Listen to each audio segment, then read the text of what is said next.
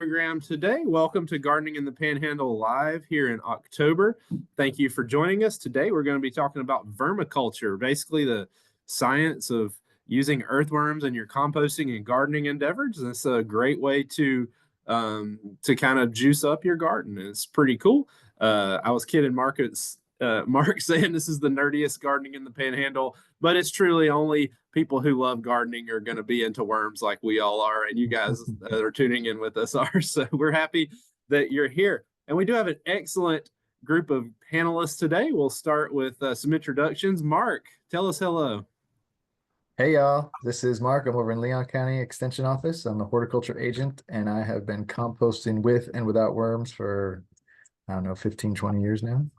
Awesome. Yeah, I like that. Let's get a little compost personal history. And our next panelist here is Molly Jameson. Hello, I am Molly Jameson, also in Leon County with Mark. I'm a Sustainable Agriculture and Community Food Systems agent, and I have been composting with and without worms, I guess, 15, 20 years. I started a worm bin in my undergrad, and that's where I really got into it. That's awesome. We have a picture of Molly unloading trash cans of fish waste at Turkey Hill Farm. Yes. And our final panelist up here, Ray Baudry. Ray, good morning, good afternoon, whatever. Great to see everybody out there today. Yeah, Ray Baudry. I'm the Gulf County Extension Director. I'm also the Ag and Natural Resource and Horticulture agent here in the county, here in the big city of St. Joe, and also Weewahitchka. As far as composting goes, I'm a big fan of vermiculture. I don't have really experience in that area, but I have very many trials and tribulations with just general composting. And it is a lot of fun though. And it's amazing how much really great soil that you can create by doing that. Awesome. And my name is Daniel Leonard. I'll be your host and MC today. And I have been messing around with worms and worm beds and that sort of thing since I was in middle school. So that's also been about 20 years ago. So this is fun. It's going to be a really fun day. We've got a bunch of good questions from y'all. And if we don't touch on something today that you want to know about, feel free to throw your question down in the chat or in the Q&A box. And it looks like we've got folks here from all over. All right. I had a little bit of feedback there. I apologize for that. And we'll get started with Molly. Our first question, we'll throw it to Molly. And Molly, the question is, what food scraps to feed worms versus bad ones? What do you recommend folks to do there? So food scraps, it's going to be basically like all your veggies and your fruits. They love just about all of them except for citrus and onions. So citrus is going to had that citric acid, and that can be a little hard for the worms, especially in large amounts. A little bit would be okay, but you don't want to be feeding them all of your citrus peels. And then onions, alliums in general, those sulfur compounds can be kind of harsh for them. So some of the outside stuff on an onion would be all right, but not large amounts of onions. But I mean, just about any type of fruit and veggie scrap you can think of, the more chopped up, the better, easier for the worms to break down. Okay, and you went ahead and answered another question that we had about citrus peel. So that was the thing I didn't know. I've never tried that, but anything with that citric acid is not going to be something worms really enjoy. Correct. Yeah, they don't like the kind of the low acidity and like the limonene, those kind of essential oil type things that would be in citrus. They don't like those. So when I go to compost my kitchen waste, and I've used some squeezed lemons or limes or something, don't throw them in my compost trash. Is that if they're going into the worm bin? Into the worm bin, yeah. And like I say, a little bit here and there, it'll be all right. There's also microbes that are going to be decomposing those materials as well, but you wouldn't want to be putting large amounts. Like, don't put all your juicing scraps in there, but a little lime on the tacos, you can go ahead and throw that too, and that'll be good. Okay, that's gonna be all right. Thank you, Mark. Molly, we'll stay with you for another second. Today our temperature has changed a little bit in the Panhandle. I woke up into the 50s this morning. It was glorious. So our question here is about temperature. What's the best temperature range for worms in your vermiculture system? The ideal temperature is going to be about 55 to maybe 80 degrees. That said, they can take higher and lower temperatures down to about freezing pretty well. The big thing, you don't want them to be in direct sunlight, and then they could overheat. And just about all the temperatures we experience in Florida, as far as our cold, will be okay. If you have a small worm bin, like kind of your basic worm bin, If it gets really cold, like we did back in, I think, December of 2022, that would be a good idea to put it more of an insulated area or inside. But generally 55 to about 80 is ideal. Okay, and that was another question we had, what to do with worms in the winter. So like I'll use my personal experience. So I have just an open worm bin that I use for fish bait. And I keep it under my pole barn. Is that just an open pole barn? Is that safe during the winter, or would I need to add some additional protection? So the worms will kind of move together and kind of use their own heat when they get cold. I think, if you have a bigger worm bin, that's going to provide some insulation just kind of naturally. If you have, maybe if they're outside and you can put it like kind of close to a wall of your house, that can also provide some additional heat insulation.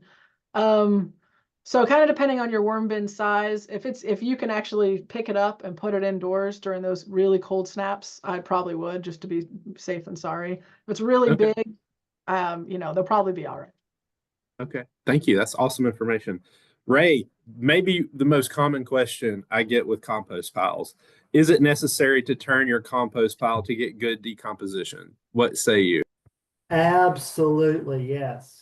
Compost can be produced fairly rapidly if you turn the pile 2 to 3 times a week.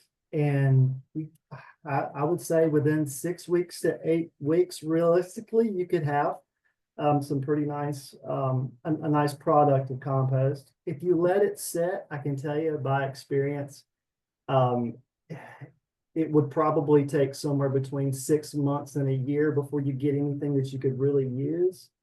But just remember, when you're turning these piles, you're introducing oxygen into the pile. So the microbes, they need that, and that helps them, break down material much quicker. And you're also, by mixing it, air is getting in there along with moisture and heat, and you're kind of displacing all that throughout the material that you have, and it's going to make the decomposition process move a lot faster. All right, great information. Got to turn those down. And Daniel, just to point out that, we started off with the worm composting, and then we moved over here to like the hot composting type of stuff. And so, and you can ask us a question later if you want to, but the great thing about worms is they do all that work for you, and there's no flipping and there's no heat and that kind of stuff. And it's important to know that those are 2 different types of composting that they're doing. That's a great point, Mark. And we will be kind of flip-flopping today back and forth between quote unquote regular composting, hot composting, and vermicomposting with worms. And so I'll try to denote which one we're talking about when we do. But just to be clear, turning your compost pile, hot, regular composting, right? So that's what we were talking about there. Thank you, Ray, for that. Molly, I got a couple of questions here about types of worms. And so let's go ahead and hit both of them. So the first part, this person asked, can you use local worms like what you would find naturally in your garden? And then 2, let's say I go to the bait store and purchase earthworms. Can I introduce those then into my worm bin, assuming I had not had a good day fishing and have a bunch of bait left? I would not recommend it. So the type of worms, there are a few different types that are suitable for vermicomposting, but you're really looking for what's called an epigeic worm. So there's some worms that like to live in the organic matter on the top of soil, some that live lower down, and some that even live lower than that. And a lot of the worms that might be good for fishing, or the ones you'd see in your backyard, are not going to be necessarily the epigeic worms. So if you're trying to produce a lot of vermicompost, and get those worms to really turn over your food waste, you're going to be a lot better off using one of the species of worms that was really, evolved to do that. And so the Eisenia fetida is the species that's really the one you're going to be able to probably get access to most readily. Some nurseries and things might have them, but you can also find them online. At bait shops, you're also probably not going to get a good bang for your buck on the amount of worms you'd be able to get for the amount you should start off with in vermicomposting. And they probably won't be able to tell you what species it is, but it's most likely not Eisenia fetida. That's kind of a smaller bodied worm than you'd see for fishing. And they'll probably call it possibly a red wiggler. That's the common name, or a red worm, but that does not mean that it is the correct species. Okay, great information. So your garden variety worms are not what you want there. So awesome. Ray, let's turn to best type of compost container. And for you, I'm going to do hot compost containers, and then I'm going to throw it to Mark for what should you vermicompost in. So we'll start with Ray. Hot composting. What's your recommendation on container? Oh, well, that's a great question, and it can be a little subjective too. It depends on, really a number of factors, but I can tell you that I guess it was probably about 10 years ago or so, our Swanee Valley Research and Education Center did a study on different vessels. And it was really more of an economic study to see, if the pricier ones fared well with producing compost as opposed to the cheaper models. And just your do-it-yourself models too. And I can tell you by the study, they found that the more expensive ones didn't do a better job than the other ones did. So it was basically, if you followed the steps on how to produce compost in any of those type vessels, you basically came out with the same results. But if this is like an introductory for you and you really like DIY projects, I've got a couple of links if we could put them in the chat. One is a self-container bin that's more mobile. It's really like a Rubbermaid trash can that's kind of outfitted as a mobile unit that you could really just take around your property if you needed to. And the other one is my favorite of all of the trials and tribulations of building compost containers and buying compost containers, and that's the simple shipping pallet style. And there's a really great article too, if you wouldn't mind posting that, so you may have already put it up. But that's kind of like a 3x3x3 sort of scenario where you can utilize the shipping pallets as the walls of the basically the container. And this is more stationary. It would need to be anchored, but you just simply, when you go to mix the pile, you just move from one bin to the next and then back and forth. And then, well, you know what, you have compost. And those are really easy, and you can find really cheap. You can find pallets, anywhere, and you really don't even anchor it. I've seen people anchor these with rebar and put hardware, like L brackets to keep the pallets together. But really, I've just used simple baling wire and gone around, and it stayed together for me. So, okay, very cool. So that's some hot composting structure options. Mark, what would you prefer to use with vermicomposting? What kind of containers are ideal in that scenario? So if you're doing worms, you're right, we got to make sure we get the right kind of worms, like Molly said. And these worms work on the top. They don't go deep up and down. They move across the top. So what you're looking for to house your worms, your pet worms, is you want a shallow bin with lots of area, lots of surface area type of thing. And I actually did find a link. So worms and worm bins. They sell pre-made kits, right? So they have these really nice stacking ones where the worms kind of work their way up. But you can also just make it out of random things that you find or purchase, right? But the key is not very deep bins, but more shallow, long and narrow. The other key is to make sure that they're not clear, making sure that they have, they're opaque, or they're, whatever, where light doesn't go through them, right? So that worms are sensitive to light, so they'll tend to go away from any kind of sunlight. So making sure that no light gets through and it's shallow, that's what you're looking for. If it's a stacking kind of bin, that works really good, because when it comes time to harvest your castings, your earthworm poo, basically, having a stackable system where the worms can naturally go up to more food, leaving you all the compost down below, is a real handy little way to harvest your castings. Okay, cool.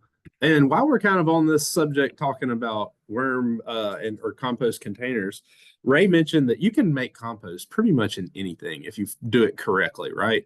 But they all have pros and cons. There's many different kinds out there. And so, Mark, the question I have for you while we have you here, what are the pros and cons, in your opinion, of all these various compost containment types of structures? So like turning barrels, like Ray mentioned, the side-by-side bins you can make, just a big compost pile. Like what would be some just general pros and cons that people might want to think about of some of those main types of compost bins?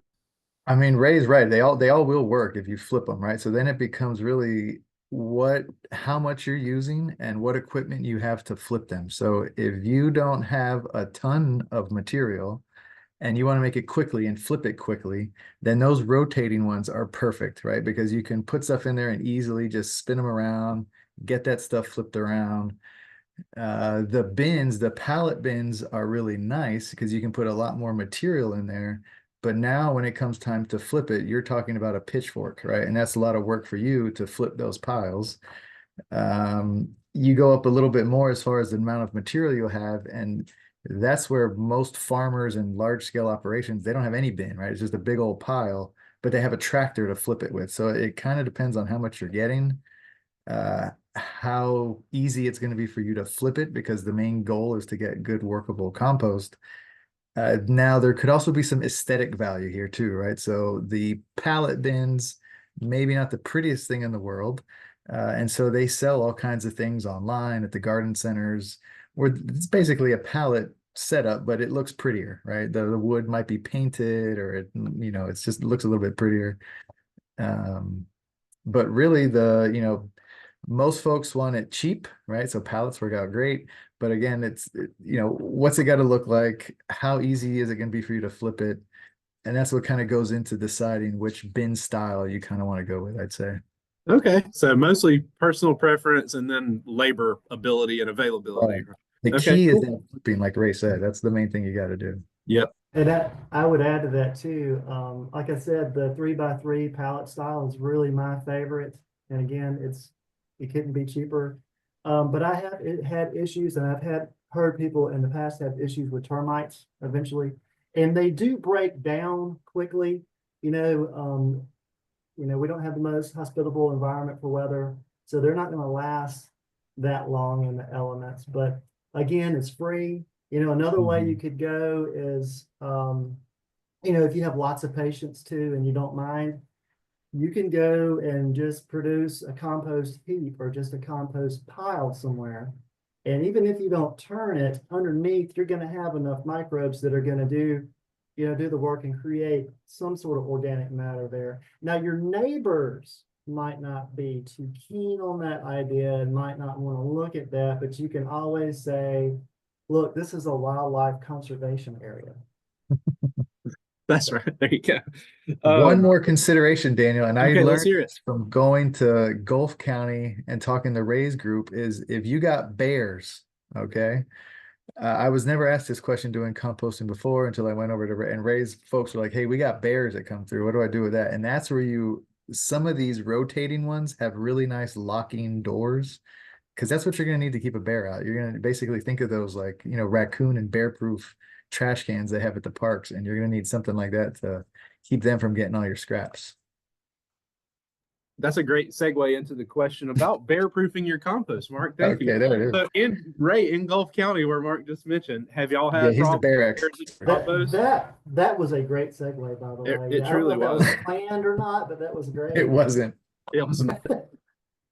But no, I mean, really, if a bear wants to get into a compost bin, they're going to do it. Or really, anything. that's pretty much. But that being said, Mark is absolutely right. The tumbler is really your best bet against combating any kind of bear issue. They're usually really well made. There are some deterrents that you can do that will hopefully, combat any kind of issue with bears on your property coming close to your compost bin. And one is going to be please take down any bird feeder that's nearby.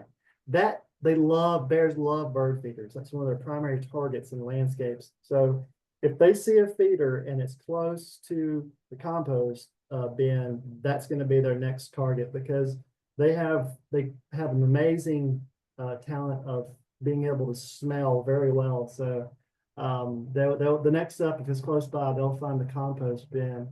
You might want to minimize your recipe a little bit, where it's not as much of your green kind of compost and it's more browns in your compost.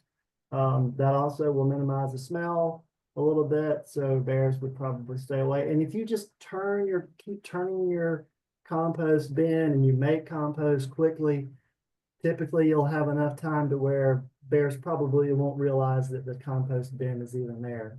Maybe so you can cross your fingers maybe on that. But Another thing, one other thing too is, and this is a kind of, if you really have a situation where you're having a terrible problem with bears, it's probably like your last step there would be to put some ammonia out around your. I did read a post from, I think it was Vermont Department of Natural Resources, where they like to, one of their deterrents, kind of like last case scenario deterrents for bears around compost bins, is to use a bucket with a little bit of ammonia in it with a rag near the compost bin. And that usually, like I said, they're very sensitive with their nose, and that will usually keep them away from the bin. But I mean, you're going to have probably issues with some rodents and raccoons. So usually chicken wire will keep those out. If you have any like spots where it's open, your compost bin is open, you can just place some chicken wire in some areas, and that usually keeps those type of predators out. All right. Thank you. Fortunately, I've not had to deal with that in my compost, but if I do, I now know how to keep bears out as best as you can. And so we're Raccoons going and to mice, yes, but bears no. Yeah, exactly. So we're going to switch gears back to vermiculture just a little bit and go to Molly for a couple of questions. Molly, if we have our vermiculture bin, what's our best method to feed our worms? So what's really awesome about vermicompost, unlike the compost, is that the worms really are doing all the work. So depending on, what kind of system you have, you will want to be putting your food waste really just on top. And so if you have like a stackable system, you'll end up with all of your worms going up through the holes and coming up to the top, and you don't feed on those lower layers. And then the worms will come up and start to eat. The biggest problem I see with people with worm bins is overfeeding. So you really don't want to feed the worms until you notice that there are worms eating the food that you would put there before. So that's when you might deal with any pest problems if you're overfeeding and it might smell bad. The other tip is to, every time you add food, cover it up with some bedding. So add, whether you're using newspaper strips or leaves or mulch, whatever your carbon material is, because you put greens and browns in a worm bin just like you do a regular compost. Keep those covered. You serves the purpose of adding the carbon that they need, but also it helps to kind of deter pests. And if you can, if you have like a big, large chunk of food, chopping it into a few pieces is going to help. More surface area, more room for them to eat. Quicker it will decompose. Okay, cool. And while we're kind of on the subject of too much food or bugs getting in there, are bugs in your worm bin okay in all cases, or in some cases, or what would you say there?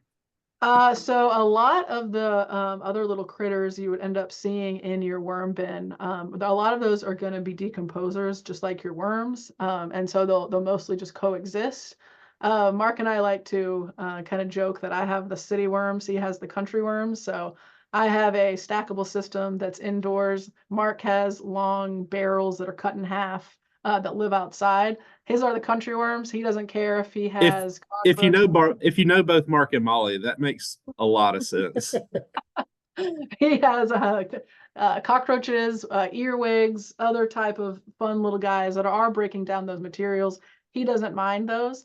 I personally don't want those inside of my house. So I use like newspaper strips and then my food scraps for my worms, and that keeps out some of those other critters. But I will say, having something like a mold mite, there's a lot of different species of mites. Most of them are not bad for your worms. You'll usually see those kind of at the top. They're just little tiny little white dots that are also breaking down those materials. If you feel like it's getting a little out of control, just pull back on feeding or add some more carbon on top, and that'll kind of like soak up that extra moisture, and that'll help control the mite population. Awesome. Thanks, Molly. So that just makes so much sense. No. Mark's like, don't worry about that. She needed my country worms the other day at Ag Adventures, though. Oh yeah, that's right. I saved the day. Those country worms come in handy sometimes, don't they? They do. So Mark, while I've got you talking here, sometimes composting just feels like it takes absolutely forever. What are some methods that we can do to kind of speed up the process a little bit? So the best thing, there's two main things you do. Flipping it more often. So Ray already mentioned flipping's the key. there's a study, and there's a Oklahoma University of Oklahoma, whichever one it is, that we put in their link there, and they actually looked at the decomposition rates if they did it once a week, once every other week, and twice a week. And you could see this, really the heat got up higher and the decomposition happened quicker when they rotated and aerated the pile every, twice a week. So it's pretty much a linear relationship. Like the more you turn, the faster it is. Yeah, I mean, basically what happens, microbes get excited, they start breaking down your stuff, it gets hot with that activity.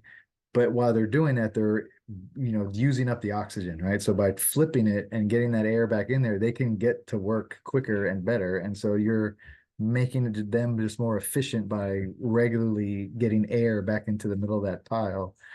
The other thing you can do is try to break your material up into smaller bits as well. So, when I have my scraps and I'm putting it in my large hot compost bins, I usually have 5-gallon buckets of materials. I'll take a shovel and I just, break that stuff up a little bit more before I throw it in the pile.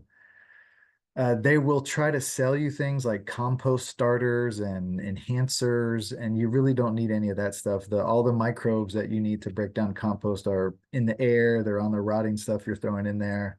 No need to buy anything the key is, break it up smaller and flip it as often as you can, and that will get you the quickest compost. Awesome. Thank you, Mark. Ray, I'm going to ask you this question about hot compost, and then I'm going to ask Molly the same question about vermiculture, and it's related to moisture.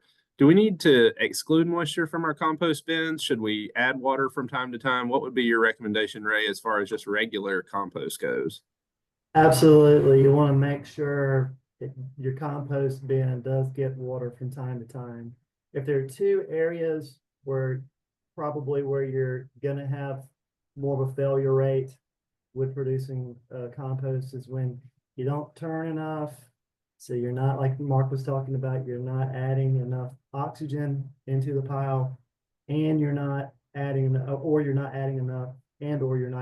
water to the pile, because the microbes do need the water as well. So they need the moisture as well. So yeah, you don't want your pile to go completely dry for a period of time, because you're really zapping a lot of your microbial activity there. And I'm guessing for those outdoor sort of hot composting, it's going to probably be a little bit harder to add too much water. Whereas Molly, kind of with vermiculture, I'm guessing you may have to be a little more careful with moisture. Yeah, this will really come down to, the kind of materials you're feeding the worms. They definitely want to maintain moisture. If you're overfeeding, if you suspect you might be overfeeding, what you can do is, if you just get some of those worms out of the way and just take a handful of your vermicompost castings and squeeze. And if you give it a nice squeeze and you have excessive water, like dripping water, then it's probably too much moisture. If you just see a couple drops, then you're right on track. So a lot of the moisture they'll get is from what you are feeding them. If you're kind of conservative with your feeding, it's probably a good idea to, when you put in your carbon source, like your newspaper strips or your leaves, maybe just get a spray bottle and moisten those materials down a little bit, when you put them in. And then if you're feeding like coffee grounds, they're going to have that moisture that's within the coffee grounds. And then things like, of course, watermelon, a lot of those the fruits that have a lot of water, that could be all the water that they're going to need. But if you notice big pockets of air, having a spray bottle and keeping your carbon moist as you put it in is a good idea. And Daniel, that goes back sometimes Yes. the pros and cons of those bins, those outdoor Sure. bins. A lot of people have these ones with a lid, and those you need to be conscious of adding water to those. The great thing about Ray's outdoor pallets is, it rains, it gets wet when it rains. These covered ones, you're gonna have to pay attention to make sure you give those some water. Okay, so it would be more easy for those to dry out. That kind of makes sense. Yeah, you really I want think- it. You really want it to be moist. You don't want the compost to sit really in water. You don't want it to be just soaked, Yeah, Goldilocks. It's that beautiful garden situation, that moist, well-drained soil that's really hard to achieve, right? Same with compost. Mark, this is an interesting question. We're going to switch gears just a tad. Things that we can compost. This is a fun one. Can you compost feces, as in dog Hmm. feces, or if you have cows, can you toss cow manure in there? What's your opinion on different kinds of manures in your compost pile? Manures, historically have been composted and used in agriculture, right? So Sure, you can even manures, buy, composted manure, yeah, obviously. black cow, right? That's one of our, most common products out there. So the deal with manures is you want to stay away from carnivores. So, and one of the questions is like, can you compost dog feces? You can compost it, right? It will compost, but you do not want to use that material, definitely not on any vegetable plants. It's like, And yeah, you may nearly not, anything can be composted, right? right. And you really may not want to be working too much with like your bare hands in this compost because so carnivores, they share some of our similar pathogens and diseases. And if the compost pile isn't getting hot enough, right? So if you're not getting these like 140-degree temperatures where it kind of pasteurizes things, there's a chance that those pathogens stay active in the compost and then you pick them up. So we generally tell folks you stay away from carnivore feces, and that's why we usually rely on cow manure, chicken manure, rabbit manure is really good. When you do compost, though, I mean, you can add those straight to a compost pile. You can kind of let it sit and then use that to throw in your compost pile in your mix. Um, they're perfectly fine, right? The compost, it's a really good way to use those instead of just throwing it out into the field. You kind of stabilize the nutrients in there a little bit better. You want to be careful. The one thing being careful where you get some of the manure from and or what you've been feeding the cattle, especially. So, Daniel, you work with a lot of cattle folks, and that Graze On Next, people love Graze On Next. It's a really great herbicide for pastures, but you cannot compost the manure from the cattle or horses that have eaten that hay from the field or the hay that you purchased and fed your livestock, because that herbicide actually goes right through the manure and ends up in your compost. You can grow corn with it, but you can't grow any tomatoes, peppers, anything else like that. So being cautious of where this manure is coming from, making sure it's not a carnivore, and then yeah, you can compost it. Very cool. So yeah, just because you can compost something doesn't necessarily mean you should, right? So Right. that makes We sense. actually had someone that they had a service. They were gonna in Tallahassee, right? We got these apartment buildings. People have dogs. They let their dogs poo all over the little apartment complex, a little piece of grass they got. The guy was going around collecting these dog feces, dog poop, and wanted to know how to compost it. And sure, you could, but it wasn't something you'd want to use on anything where potentially there'd be food products around. That particular gentleman has the entrepreneurial urge beyond what I'm willing to do for sure.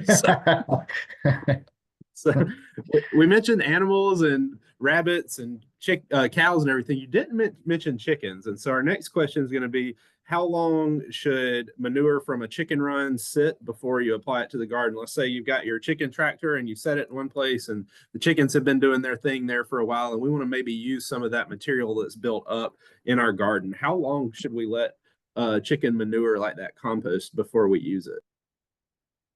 Did you go on to me? That is in fact going to you. Okay, yeah. Let's see. So chicken manure, if fresh chicken manure, we call it hot, right? It's a little bit hot. It can burn your plants. You could use fresh manure in the garden, but you would usually want to side dress it, right? You wouldn't put it anywhere like on the roots. You'd kind of go over a little bit, maybe kind of, cultivate it in a little. Don't put it directly on the plants. If you're going to compost it, it doesn't really matter if it's fresh or if it's been sitting for a while, because you can put it right in there and you're going to mix it with the, the browns and the green type of idea. And it's going to go up to the temperature, right? So it can be used right away in a compost pile. In the garden, I don't know if there's any like a length of time you might need to wait. Really, usually what we think of is just using it as a side dressing instead of putting it right onto the crop.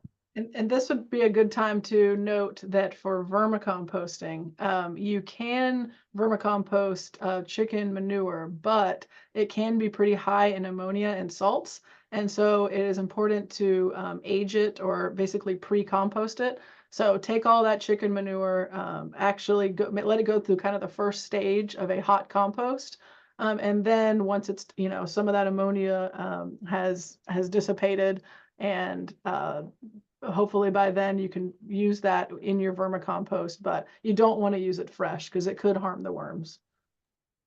One of Okay. the coolest worm bin settings I've seen is they set up worms under rabbit hutches, and the rabbits dropped their, did their thing, and it dropped right into the worms, and boom, you had rabbits and worms and compost. That is fascinating. Very cool.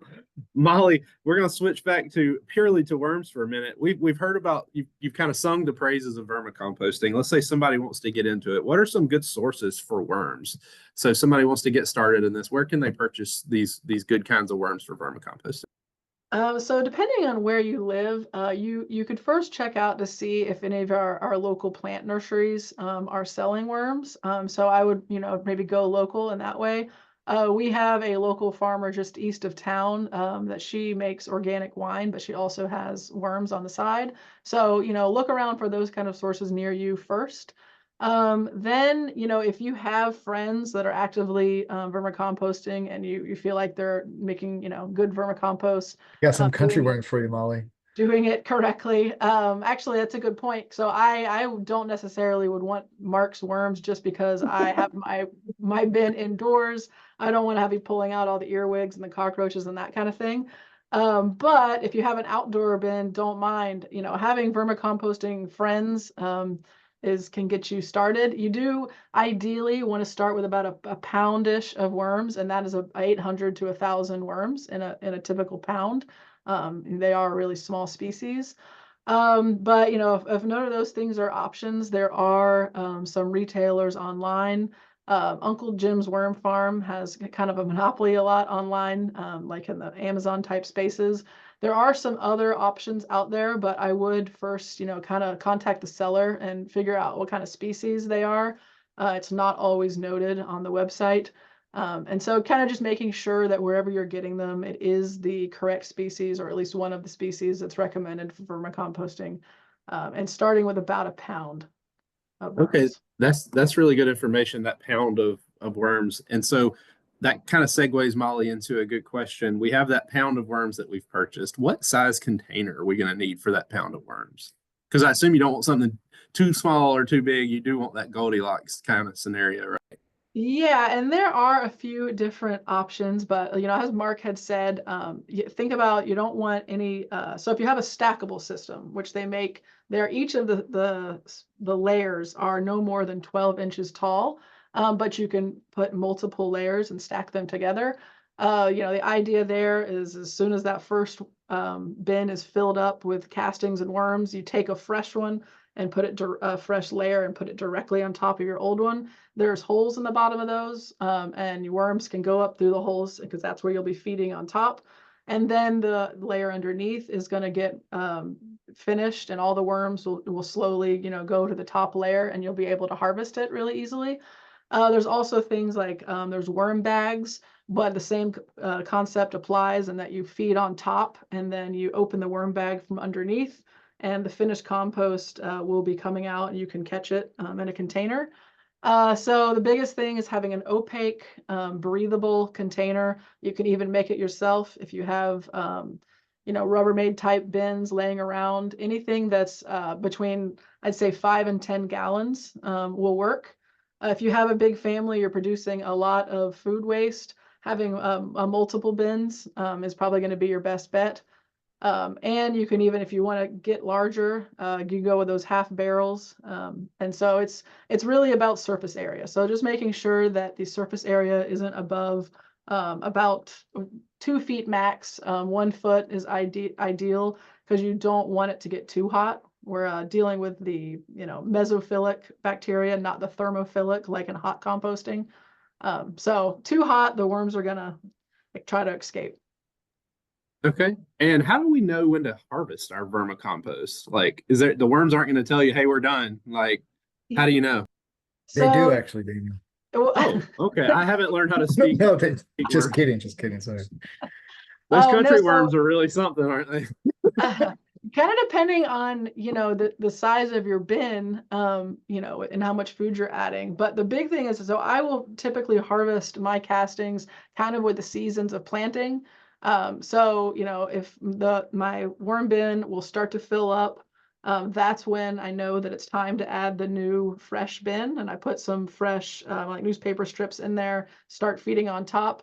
Once you're really starting to see all of those worms in the top bin, take a look on the bin below. And if it's starting to look, real crumbly and brown, you don't see the actual pieces of food that you put in there. That's kind of when it should be kind of spongy and really kind of a really dark brown in color. And it's really a lot on smell and sight for how it looks for when it's time to harvest. Okay, and Mark, that's the same with the country worms outdoors. Yeah, Okay. smell and sight. Okay, smell and sight. Yeah. It's an art. It's an art. All right, and so Ray, Basically, with our like what Molly said, you can't recognize the pieces anymore, and that's how you know that it's Okay. pretty much ready to go. That makes sense. And Ray, with our hot compost, our traditional compost piles, how do we know when that's ready? Ray, You're you are muted, muted, in fact. My bad, my bad. How do you know when that's ready? Well, there's really kind of two levels there too of what you might be looking for. You almost can go through a stage of where you have some pretty nice mulch that you could use. To me, it kind of goes through a little mulch phase, and then you get into that fine, more delicate organic soil phase. So it depends on really what you're looking for. I mean, I've made compost to where, like I said, I got to that stage where it was breaking down, but it wasn't, I had more brown in there than I had green too, and it was really making a nice mulch. And that's what I use for my flower bed, and let it, continue to break down on that level. But so you can actually use it, in that form. But how do you know when it's ready? I mean, you want it to be broken down where you can't really see what it once was, what it started from. It has to look like that really nice, dark, organic soil look to it. All right, thank you. Mark, we have a lovely question here. We'll get to our chat questions in just a moment, but this question is one of the great mysteries of composting, right? How do you compost effectively when you only have one composter? Like at some point, you have to quit adding stuff and let it finish, Yes. right? And so this is the Yeah, annoyance and that's the drawback of having a single pile or a one turning mechanism or whatever. So what would your recommendations be in that scenario? So if you are not if you don't generate enough waste to, kind of really get a compost pile going enough, that's where often we tell folks to try the worms out, right? Instead of doing hot compost, maybe a worm bin would be better in that case. But say you don't want to do worms and you want to keep, using this single bin outside. Really, what I tell folks is you get another one, get another bin, get something, because you really want to. And a lot of folks have these black earth machines, they're called, and they're just like this. It looks like Darth Vader's helmet type of thing with a lid on it. And those, you can kind of build it to where it fills. But you're right, if you keep just throwing stuff in there, it never finishes. So It's just you a can perpetual garbage can at that point, right? It's not a you can pick it up, move it over, and you do have to flip, right? So you can flip the stuff back in that same bin, or you get two of them and you kind of have one finishing while you're filling up another, because you do again, yeah, you have to let that one just finish cooking and start a new pile or bin somewhere else. That makes sense. I guess the alternative would be if you're like my dad and he's just not going to flip it. So what he'll do is just make this just keep adding things onto the pile and eventually just like start gardening there and move on and start stuff in another spot, I mean, it's still better than throwing the stuff in the garbage where it just ends up in the landfill, right? So you're still getting some use out of it, even if it just slowly takes a while to break down. Yeah. Exactly. I call it like his perpetual garbage can outside. So. And remember, if you are lucky enough to have enough resource to start with a large pile, remember that by the time you go through the entire process of making compost, that's going to reduce to probably a third too. So okay. And Mark, I've heard you talk about this before. Like there is kind of a too small amount of compost, right? If you're trying to actually make compost outside, how big should your compost pile be? Like we're talking hot traditional composting now. How big should that be to be effective? For hot compost, you want usually about a yard, cubic yard in in size and Minimum, mass, right? in mass, yeah, to really get, because we haven't really talked about the heat, right? So you put these things together, the heat starts to build up. Really, we're going for this 140-degree temperature to kind of get rid of pathogens and seeds, and having that mass of that 3 by 3 by 3 feet area, or pile, is really ideal to get enough heat generated to get up to that 140 degrees. Okay, good question. Um, and while Mark, maybe while you're still on here, and Ray or Molly can chime in as well, we'll hit this one in the chat. So this is kind of a troubleshooting compost piles. How would you get rid of fire ants in your compost pile or your compost bin, or why would you have ants? Maybe is the better question. Yeah, typically if you have fire ants, it's too dry, and Exactly. that can be a sign that your pile's a little bit dry, because ants won't like to be in really moist compost. So make sure that you are keeping it moist. The typical ant control products like Amdros and whatnot, are not labeled for use in vegetable gardens, and typically you're using this kind of stuff in a vegetable garden. So you would, if you first moisten it. If you still have an ant problem, that's where you can use these vegetable garden labeled ant products, like Come and Get It is a spinosad product that works in vegetable gardens. And first thing though is usually the moisture. That's the main thing typically. Yeah. Get it moist enough, and the ants, hopefully, theoretically, should Right. start to go away. All right, just a couple questions left here, and we'll get everybody out of here on time. Again, we thank everybody for joining in for our fun-filled Gardening the Panhandle Live on vermicomposting, vermiculture. Mark, what is your opinion of using like these municipal composts? Can you use these in your edible vegetable gardens or your herb gardens? Because we don't really know Yeah. what's in them, right? Well, yeah, I mean, they're using biosolids, right? So they're using the waste, what's left over after cleaning out the sewage that comes into the plant. In general, we don't recommend that for food crops, again, because you don't always know what's in them. And now there's this issue with PFAS. So I don't know if you guys have heard of this PFAS issue up in like Maine and Vermont. It's one of these forever chemicals that I guess they're finding a lot in some of these biosolids that they're using for farms up north. But now the one thing though about this particular, there was a question that came in about this particular. The Escambia County provides a bloom product that they get from their sewage treatment plant. Now that particular product has been tested, and so we put a little article in here about biosolids and the rules of what they call biosolids. The Escambia County product is like a class AA, so they get this stuff treated, they get it sent off and tested for pathogens, and it comes back at a level that is, it could be used for food crops. It just always makes us a little leery when you use, again, manure from humans or carnivores on food crops. So in general, we say no. The Escambia stuff, they're actually testing it, and it's coming back as this class AA, which is okay for food crops. So I would just say then use your best personal judgment, and know too that the new thing that they're looking at now, besides pathogens, are some of these like forever chemicals like PFAS that they're finding in this biosolid stuff as well. So I would say mostly keep it on your ornamentals. Proceed with caution. I like it. Yeah. All right, and I think pretty much our last question here, unless we get another one in the chat or the Q&A box, is going to go to Molly. And Molly, we're all excited about vermicomposting today. That's what we're here to learn about. But what if something goes wrong and our worms aren't doing as good as we thought? How do we know if our worms are kind of going downhill, if we're not managing them well? Like, again, are they going to tell you like, hey, we're suffering, or do you start to see worms dying? What's a sign of a worm venture that's not going well? A lot of times you might see worms trying to escape. This could be a sign that maybe your worm bin is too moist. We have a story of a teacher who had a watermelon day on a Friday in her elementary school, and all of the kids threw their watermelon into the bin. And she came back on Monday, and the watermelon juice had filled up the bin, and all the worms were scattered all over her classroom's carpet.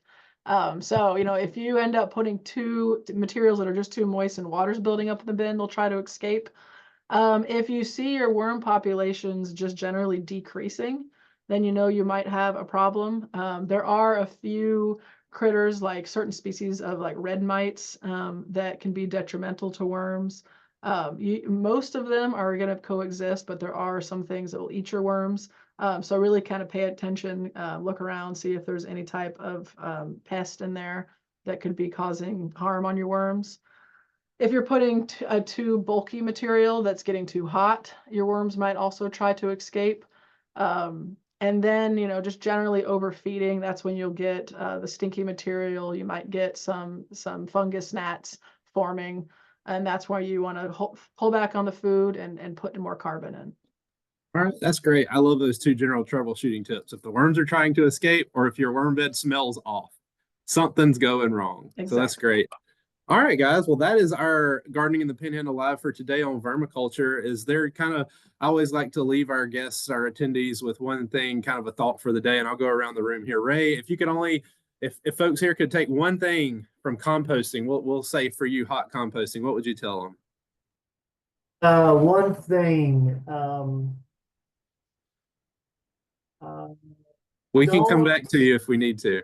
well, no. I would say start off, don't be afraid to experiment with different vessels. And I would think of it as a DIY kind of project. If you like those kind of things, it's kind of fun. And experiment with different types of vessels too. That's kind of fun to do. There you go. That's what I'd say. All right, Molly, what would you say for vermicomposting in particular? I would say, it's really all about making a real good environment for your microbes. In a worm bin as well, you're really trying to build up your microorganism population. And, if all that's going well, then your worms are also going to do well. So just kind of think of, both types of systems as what can I do to make the microorganisms happy? And I almost hate to ask Mark with no direction, but if you could leave folks with anything for today, what would be your thought? So when you're mixing up a lot of compost, the best thing I can tell you is to keep your mouth closed. And if something lands on it and splashes on it, do not lick it off your lips. Okay. There's my tip, Daniel. I was afraid something like that was going to happen. Well, folks, that is Gardening in the Panhandle Live Vermiculture Edition. We are going to be off, I believe, for the rest of 2024. We do not have a webinar for you in November, December. We're going to be taking the holidays off through Thanksgiving and Christmas, but we will be back in the new year, and we will be excited to see y'all there. If you have any suggestions or kind of a wish list of topics you would like to see us cover, you feel free to email any of us. You can find our information online at our various extension office websites.